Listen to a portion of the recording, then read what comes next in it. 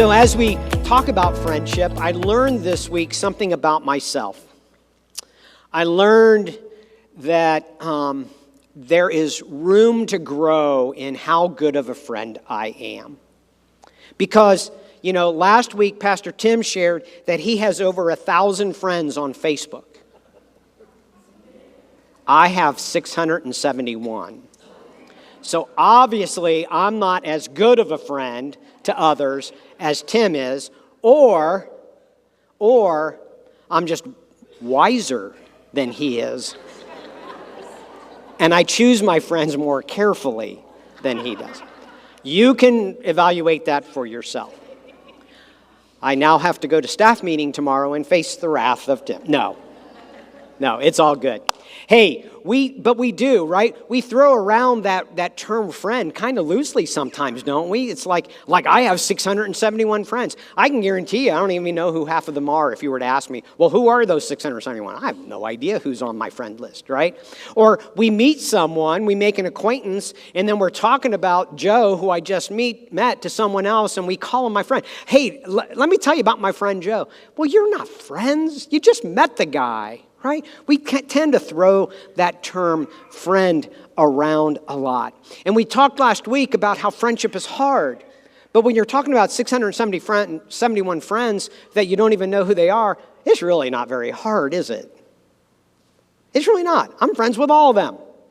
I can't name you, but I'm friends with you. So we talked about how friendship is hard, but I think it's more deep friendship is hard. Meaningful friendship is hard. True covenantal friendship that we talked about last week is hard. And we also talked about, and I shared a little bit as we closed out that song, that God is our model for what friendships should be, right? He created friendship. He created us to be in relationship with Him and with each other. And then He shows us what it means to be a friend.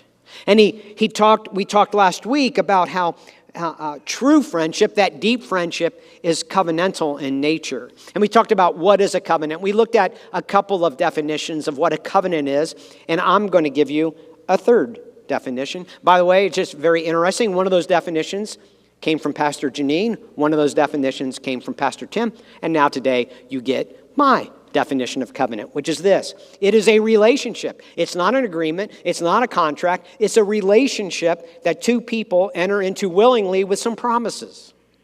And these promises are not about what they're going to do for each other, but it's about who they will be to each other no matter what. And that's really what a marriage covenant is all about. I actually shared this definition when I meet with couples who are going to get married. Because that's what it's all about. It's representative of the kind of friendship that we're supposed to have with God. This is who I will be, God. You will be my God, and I will be your people. And this is who I'm going to be in that relationship, no matter what. Even if I don't keep it with someone else, they're saying, but I'll still be the person that I say I'm going to be. And we looked at Jesus' own words to kind of give us an example of what this means. And it came from John 15. As he had been in the upper room with his disciples. They had celebrated the Passover, which we call the Last Supper. They left. They were on their way to the garden so Jesus could pray. And they stopped in this vineyard and they talked about vines and branches and producing fruit. And then Jesus says this, I no longer call you servants because a servant does not know his master's business. Instead, I have called you friends. For everything that I learned from my Father, I made known to you. You did not choose me, but I chose you and appointed you so that you might go and bear fruit. Fruit that will last.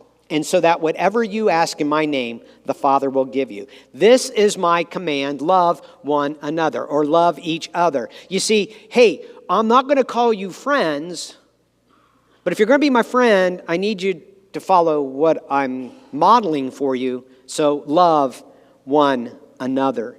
And we talked about how for the next 3 weeks, this week and the next 2 weeks, we're going to talk about what does that look like practically? What does that mean for us today in 2024? And today we're going to talk about, surprise, surprise, I've only mentioned it about 5 times already, we're going to talk about what it means to have sacrificial friendship. All right? And again, we will look at some examples, multiple examples, of where we see sacrificial friendship in play. I'm going to start with a friendship from the Old Testament. We're going to look at the friendship between David and Jonathan. David eventually becomes king of Israel. When in the period of time that we're talking about today, he's still a young man. He's still a shepherd taking care of his father's sheep. He isn't king yet. And he becomes friends with the king's son. King Saul is the king of Israel at the time, and his son Jonathan and David become very, very close friends. And we're going to see how Jonathan in particular was very sacrificial in the way he approached this friendship. So we're going to be in the Old Testament. We're going to be in the book called 1 Samuel, and we're going to be in chapter 18. 1 Samuel chapter 18, if you want to get there. And we are going to start right in verse 1. After David had finished talking with Saul, Jonathan became one in spirit with David, and he loved him as himself. So I need to bring you up to speed. Why is this little shepherd boy or young man talking to the king of Israel? Well, the nation of Israel at that point was in a battle. Got to get my English right. Any English teachers here? Was in a battle with the Philistines. And there was this one very large Philistine. I'll bet you all know his name because his name is Goliath. And he would come out every day from his tent and taunt the Israel army. He would make fun of them and ask, who's going to take me down? No, you don't have a man in your army who can take me down. So King Saul offered a reward for anyone who could. And all the soldiers in the Israeli army said, no thanks. And then here comes David. He was bringing food. His father had asked him to bring food to his brothers who were fighting on behalf of the nation of Israel. And he goes, I'll do it. And we know the story, right? He was a shepherd, and he carried a sling to ward off animals that might attack the sheep. And he goes to a stream, and he picks up 5 stones, smooth stones, Scripture tells us.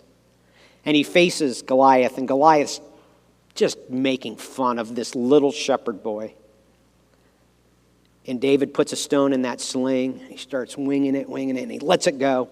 Of course, you know the story, right? He hits Goliath in the forehead, and it actually embeds into his forehead. Goliath falls. David takes Goliath's sword, kills him, and then cuts off his head. Welcome to Sunday morning at Connection Point Church. Isn't that just a wonderful story, right? Not only that, he then takes his head to King Saul. And he says, look, I've done it. I've done it. So when we read, after David had finished talking with Saul, that's what he was doing. He was having this conversation. He brought the head of Goliath. I wonder how this young shepherd boy carried a giant's head to King Saul. But he did. And he had this conversation about it.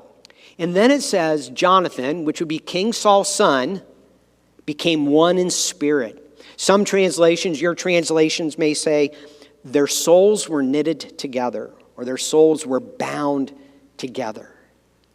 That's a beautiful, beautiful picture, isn't it? I mean, their souls, their spirit, who they are, the deepest, darkest parts of themselves were bound together as if they were one. As if they were one. Those souls, I think it refers also to how they loved God, how they honored God, how they worshiped Him, how they submitted to God. It was the same. They were so tight. It was as if they were one person. And then he says, and Jonathan loved David as himself. I think what that means is he's saying, whatever I would want for myself, I want for David as well. Now that's a pretty deep relationship. That's when I talk about deep friendships are hard or true friendships are hard. This is the kind of friendship we're talking about, not my 671 acquaintances on Facebook. And so we go on into verses 3 and 4, and we read, Jonathan made a covenant with David. We just talked about that, what a covenant relationship is like. Jonathan made a covenant with David because he loved him as himself. Jonathan took off the robe he was wearing and gave it to David, along with his tunic and even his sword, his bow, and his belt. Why would he do that? Why would he basically strip himself of everything he had on to give it to David?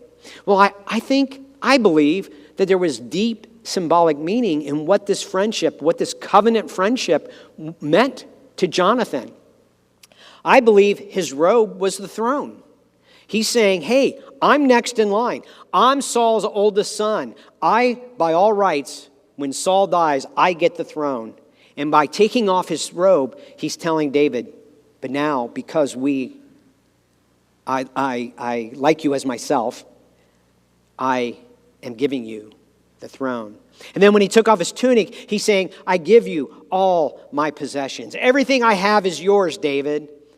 And then when he took off his armor, his sword, his bow, and his belt, he's saying, all my authority, all my power goes to you. You see, what Jonathan was doing is he was saying, listen, I'm sacrificing who I am. I'm sacrificing my identity as the next king of Israel and giving it to you, David. That's what sacrificial friendship looks like. He literally stripped himself not of the stuff on his body. He stripped himself of who he was and basically said, David, that's now you and not me.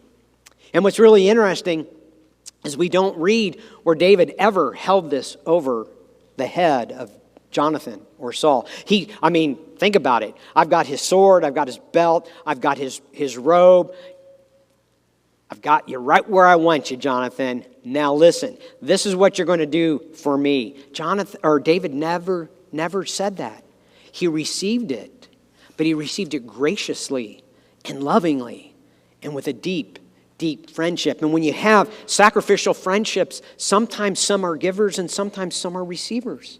But you can't take it egotistically when you do receive it. And David certainly did not. So, how does this friendship play out? Well, after David killed Goliath, Saul said, I like this guy. I want him part of my army. So he brings David in to be part of his army. He sends him out on missions. And every time David goes out on behalf of the kingdom of Israel, he wins. And slowly, he's winning more and more and more. And slowly, he started to look like a hero in the eyes of the nation of Israel. Sorry, lost my train of thought. And at one point, they were even celebrating because they were winning, right? They were beating the Philistines time and time and time again. And they started dancing and singing in the street. And this is what they sung. They said, Saul has slain his thousands. Whew, we're celebrating Saul. He's slain thousands of men.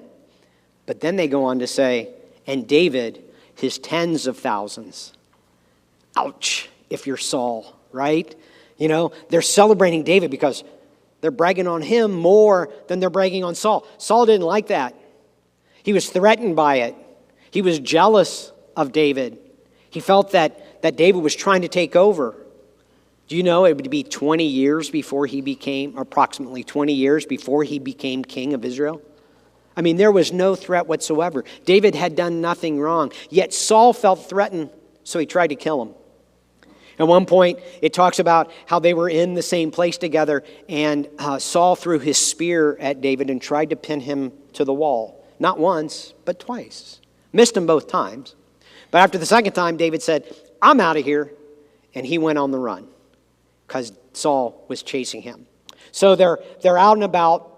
He's out in the wilderness, as Saul is pursuing him, along with some soldiers and along with Jonathan. And Jonathan catches up with David, knows where he's hiding. Somehow they figured that out. He gets with David, and he says this. Jonathan said to David, this is in 1 Samuel 20 now, verse 4, whatever you want me to do, I'll do for you. That was a big risk on Jonathan's part, because honestly, if Saul saw him, Saul was a little bit of a crazy man. And if Saul saw his own son helping David, whom he was pursuing, whom he was trying to get out of his way, he might take Jonathan's life himself. So this was a big deal. This is what it means to give of yourself. This is what it means to have a sacrificial friendship. Hey, I know my dad is chasing you, but even if he does, I will do whatever it takes for you. And then we go on. They develop this scheme or this plan. Jonathan and David do. There was a feast that was to be held the next day. And they decided that David obviously wasn't going to go to this feast, even though he was supposed to be there. He was going to continue to hide. And Jonathan said, hey, I'll just tell my dad, the king of Israel, that you had to go back to your family in Bethlehem. And if he gets angry, then we know he's angry with you and he's literally trying to kill you. If he doesn't, then I'll come back and tell you and everything will be cool and we'll go back to the way things were. And so David then, after they concoct this plan, and they didn't really concoct it, this is what a sacrificial friendship looks like. This is what a deep friendship looks like. I'll be this person to you and you be this person to me. But David says this to Jonathan, as for you, show kindness to your servant, for you have brought him into a covenant. He's reminding Jonathan that they have a covenant relationship. I've brought him into a covenant with you before the Lord. If I am guilty, this is David speaking, if I am guilty, then kill me yourself. Why? Hand me over to your father. Now, if you were with us last week, you got to hear the story about the kingdom. Oh my goodness, the covenant of pieces.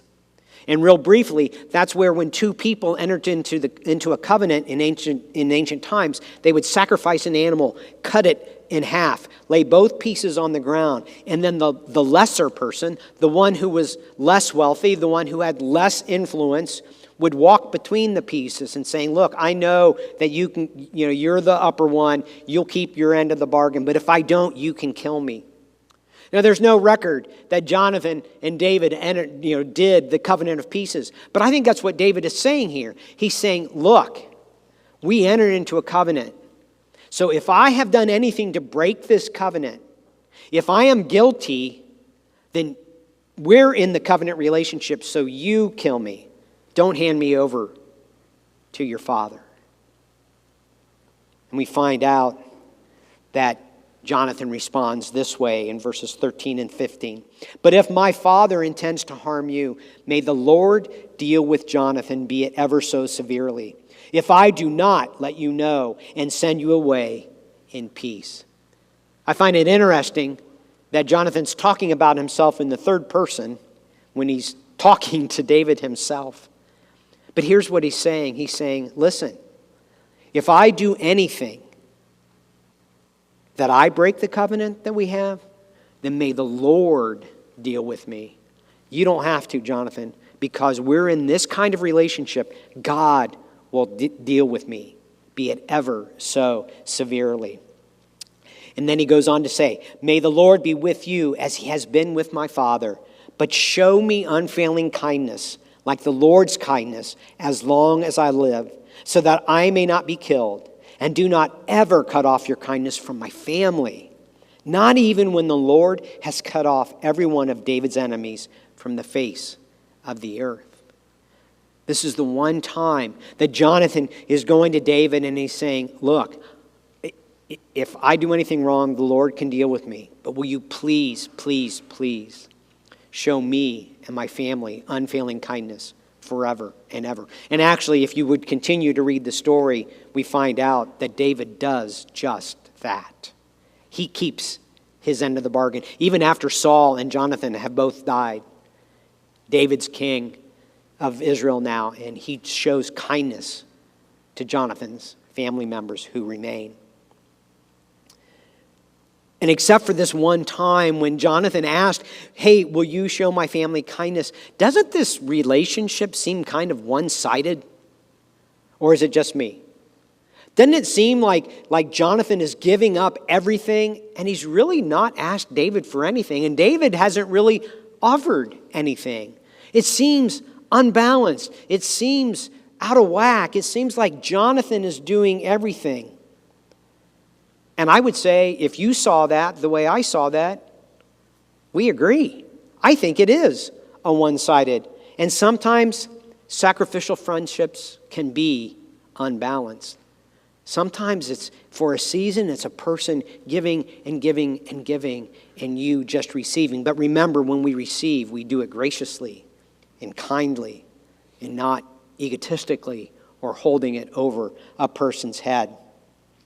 I think of, goodness gracious, back in 1997, I was married to someone other than Deb at that time. It was before I knew Jesus. And she decided that she didn't want to be married to me anymore. So I went through this divorce. And I have a friend, his name's Tim, who just showed up. I mean, we were already friends. We were already doing things together. But he would just come over to the house and just show up for one reason and one reason only. It was to make sure I was okay. And then he would show up again. I was getting the house ready to sell. And he would show up and help me do a few of the little things around the house that needed to be done. I remember one Saturday in particular.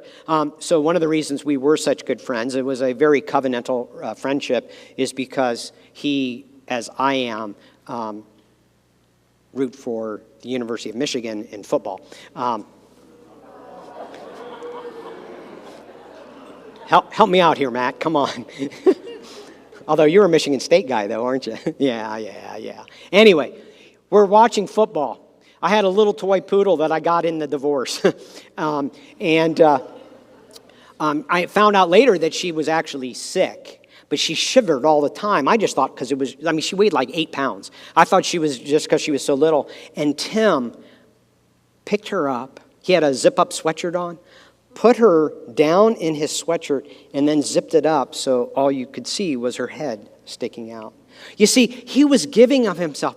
He came over. He loved watching football with his family. But he came over to sit with me because he knew I was alone. He would leave his family. We would have dinner instead of having dinner with himself. You see, it was very one-sided. He was giving and giving and giving, and honestly, I was receiving it very graciously, though. I never expected him to show up. I never called him and said, hey, I'm feeling a little lonely today. Can you come over? But he just did it because he loved us, loved me. And that was the kind of friendship that we had. And he was a beautiful example of what it means in my life to have a friend who's willing to sacrifice everything he's got for me. Just like Jonathan sacrificed his basic identity for David. But you know what? As good as those examples are, there's even a better example. And after that season in my life, as I grew more and more in faith, I realized that there's a much better example. And of course, his name is Jesus. Jesus is our example, right? We talked about that, how God is our example of the way friendships are supposed to be. Well, Jesus is also our example of what a sacrificial friendship truly, truly looks like. Before that, after they were talking about the vines and the branches, before he said what he said that we talked about earlier in John 15, he says this in John 15, 12 through 14. My command is this, love each other as I have loved you. Greater love has no one than this, to lay down one's life for one's friends. You are my friends if you do what I command. And what did he command? To love as he has loved us. You see, we are to love as Jesus loves us. That's what it means to be in a sacrificial friendship. And how does Jesus love us? Well, he just told us by laying one's life down for one's friend. But Mark, are you asking me that I have to die for every one of my friends? Well, Jesus said something earlier in his ministry. It's found in the Gospel of Mark. It's found in Mark 10:45, and he said this, for even the Son of Man did not come to be served, but to serve and to give his life as a ransom for many. You see, to love as Jesus has loved us means to give and to serve. To give and to serve. To give and to serve and not expect anything in return. The Apostle Paul, when he wrote his letter to the church in Philippi, he referenced this. He talked about Jesus being our example of what it means to give and to serve, the way Tim gave to me when I was going through my divorce. Listen to what Paul says. He says in Philippians 2, verses 5 through 8, in your relationships with one another, have the same mindset as Christ Jesus. Notice he's saying, in your relationships, you can put the word friendship in there if you would like to. In your friendships with one another, think, act, be like Christ is. And how is Christ? Who, being in very nature God, he is God, did not consider equality with God something to be used to his own advantage. Rather, he made himself nothing by taking the very nature of a servant, being made in human likeness, and being found in appearance as a man, he humbled himself by becoming obedient to death, even death on a cross. Here we have God. God himself came to earth and basically said, I'm giving my glory away for you. I'm going to give away my identity as God, as creator, to be one of you so we can be friends together. And what I find so fascinating about this passage is about 1,000 years earlier, Jonathan did the exact same thing for David. Stick with me. God left heaven. He left his throne in heaven to come to earth. When Jonathan gave up his robe, what did he do? He gave up the throne to David. And then we read that he made himself nothing. He gave up everything he had. Jesus did back in heaven. He gave up who he is. And when Jonathan gave up his tunic, he said, you can have all my possessions. You can have my identity. I don't care. I don't need it. That's what Jesus did for us. And then he humbled himself by becoming obedient to death, even death on the cross. Death on a cross was like the worst kind of death. It was the most humiliating kind of death, not to mention how painful and excruciating the kind of death it was.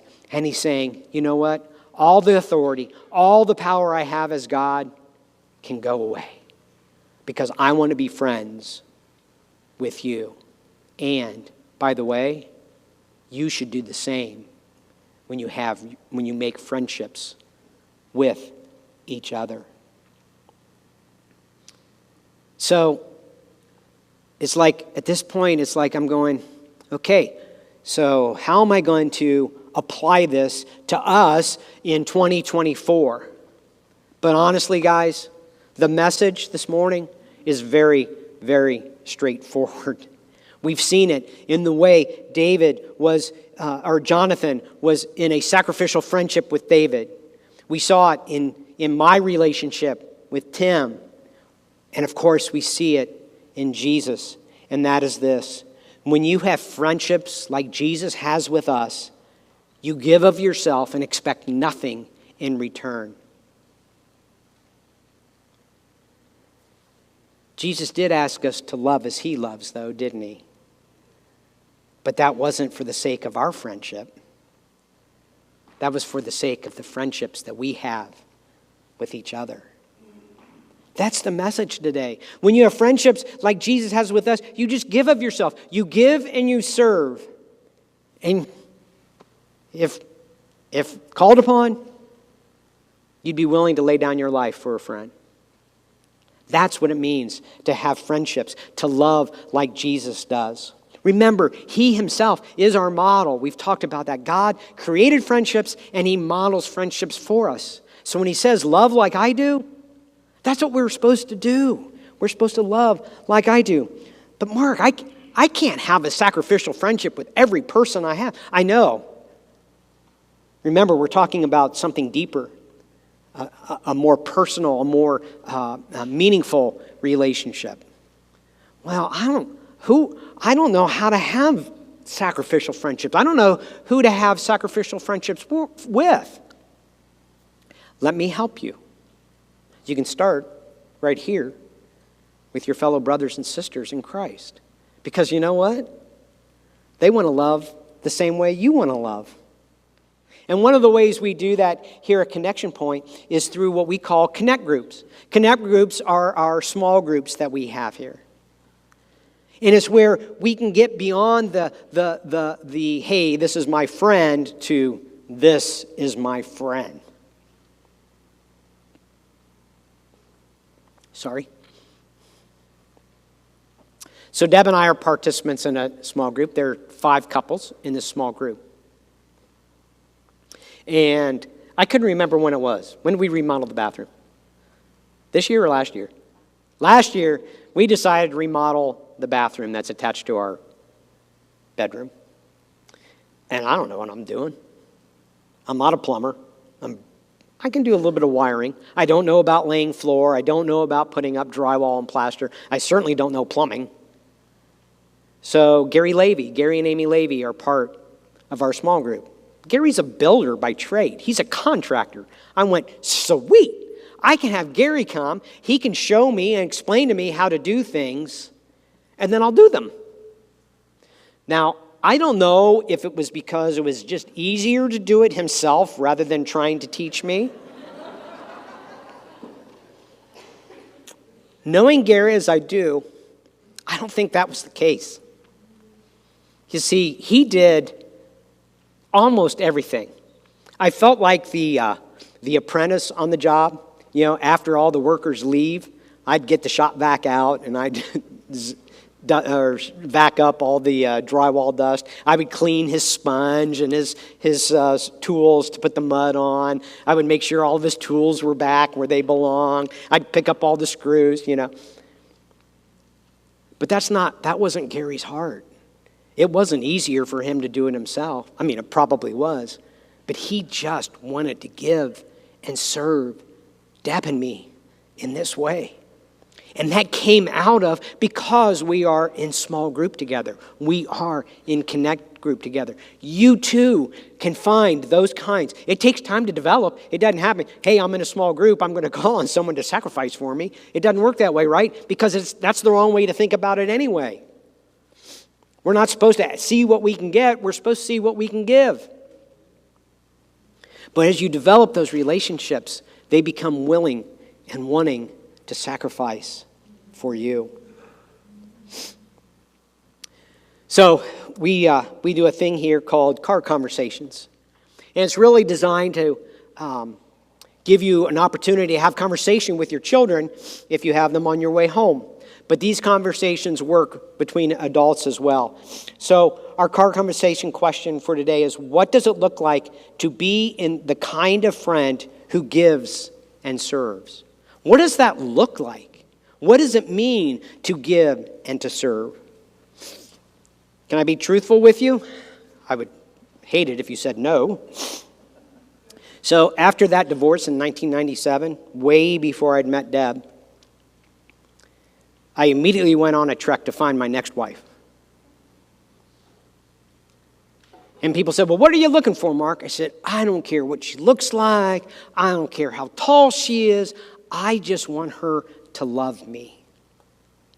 You see, at the time, I didn't have a relationship with Jesus. And I didn't understand what it meant to have a sacrificial friendship. I just wanted her to give to me, whoever that her was. But I've learned now that if you have to think about what does it look like to have a friendship where you give and you serve. And the second question goes right on top of that. Who do I need to be more of a giving friend to? And it's real easy to walk out of here, my friends. And I do call all of you friends. But it's real easy to walk out of here and say, well, that was a good sermon. Let's go to lunch. So I'm asking you to name that person. Who is that person in your life that you're going to be more giving and serving to? You're going to sacrifice your wants and needs and desires for the sake of the friendship and for the sake of that other person. Just like Jesus did with us, just like Tim did for me, and just like Jonathan did for David. And if you're a note taker, write it down. And then find someone to hold you accountable to that. So I have one more question for you. This is for the adults. You don't have to ask your kids this in the car. My next question for you is, what's stopping you from finding sacrificial friends in a Connect group? You can become a participant in a Connect group today. You can join a Connect group literally this moment. If you are not part of that and you want to find that community, you want to find a situation where you can develop friendship like Gary and I have, or Gary and Amy and I have, and he just pours out for me when I'm not even asking for it. I just wanted him to teach me. You can do that today. If you grab your phone, if you have the app, our church app. If not, it's called Connection Point Sydney. It's available on Google as well as iPhone. There's a button on there that says Connect Groups. You can tap that button and fill out the form. It will come to me, and we'll have a conversation. I'll get you connected in a Connect group. We have a couple of brand new ones forming. We have some space and some of the ones that have been going on for some time. I mean, our group has been going on for 3 years, or maybe longer. I'm not sure. I was looking at you, Stevie, sorry. But we have space. If you don't have the app, you can go to our website on your computer. Right in the middle bar, the menu bar, there's a button that says Connect Groups. Tap on that. Fill out the same form. If you don't do that and you want to join a Connect group, you can grab one of the cards in the pew in front of you. It's the gray one that says Connect. You can fill out a Connect card to become part of a Connect group. So just put your name and your contact information on that, and then just write Connect Groups on there, and I'll get that as well. And we'll have a conversation to do that. All right? So, my bottom line today is actually scriptural. And I'm taking it from the Message paraphrase. I don't like to use a paraphrase to study from because it's just that. It's a paraphrase. It's not the actual words that were spoken. And this comes from Ephesians 5:2. But I think it so beautifully tells exactly what our bottom line is here today. And that is this. Observe how Christ loved us. His love was not cautious, but extravagant. He didn't love in order to get something from us, but to give everything of himself to us. Love like